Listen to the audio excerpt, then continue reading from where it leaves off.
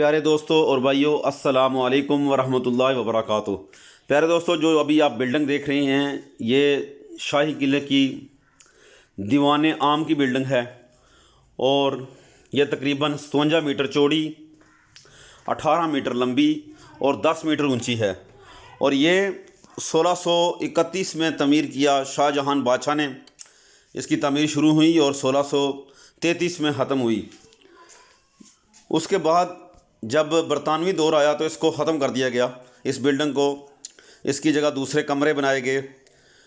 उसके बाद जब पाकिस्तान बना तो 1950 में ये दोबारा इसको जो है तमीर किया गया।